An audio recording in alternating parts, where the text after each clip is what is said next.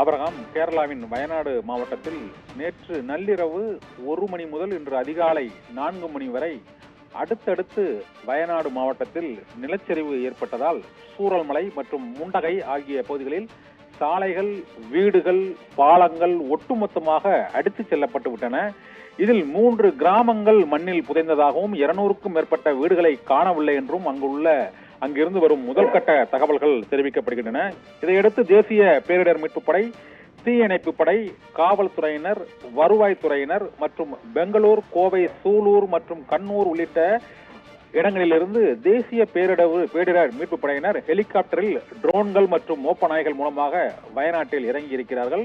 தொடர்ந்து அதி கனமழைக்கான red alert விடுக்கப்பட்டிருப்பதால் வயநாட்டில் தொடர்ந்து மழை பெய்து வருகிறது.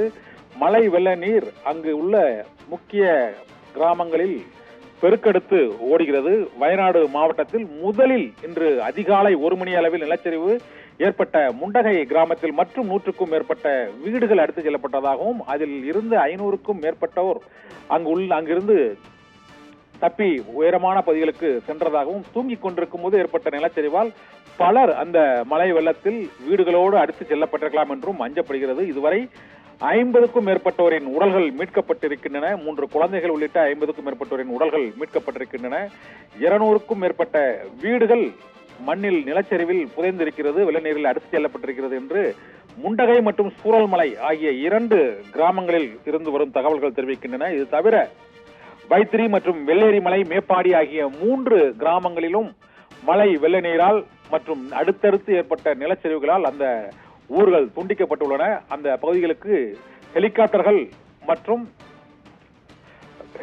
மூலம் மட்டுமே செல்லக்கூடிய சூழ்நிலை ஏற்பட்டிருப்பதால் அந்த பகுதியை தற்போது தேசிய பேரிடர் மீட்பு படையினர் மீட்பு பணியில் ஈடுபட்டிருக்கிறார்கள் என்றும், இதுவரை அந்த 5 கிராமங்களில் சிக்கியுள்ள சுமார் 101 பேர் இன்று காலையில் மீட்கப்பட்டிருப்பதாகவும், தற்போது வரை அங்கு 50 பேர் வரை உயிரிழந்திருப்பதாகவும் கேரள அரசு அதிகாரப்பூர்வமாக அறிவித்திருக்கிறது.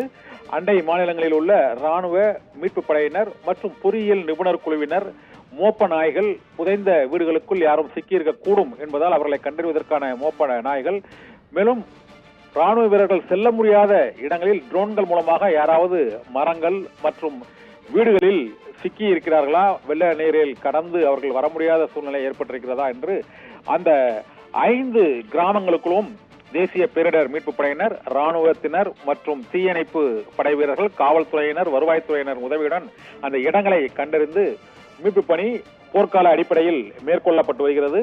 பெருத்த சேதத்துக்குள்ளாகிய முண்டகை மற்றும் சூரல்மலை, வைத்திரி, மேப்பாடி ஆகிய கிராமங்களில் மட்டும் ஒரு 200 வீடுகள் முழுமையாக மண்ணில் புதைந்து மழை வெள்ளத்தில் அடித்துச் செல்லப்பட்டிருக்கலாம் என அஞ்சப்படுகிறது. இதனால் உயிரிழப்பு மேலும் அதிகரிக்கக்கூடும் என்ற எண்ணம் ஏற்பட்டிருப்பதால் உறவினர்களை பாதுகாப்பான இடங்களுக்கு அழைத்துச் செல்லும் பணியில் ஹெலிகாப்டர்கள் மூலமாக ராணுவத்தினர் தற்போது ஈடுபடுத்தப்பட்டுள்ளனர்.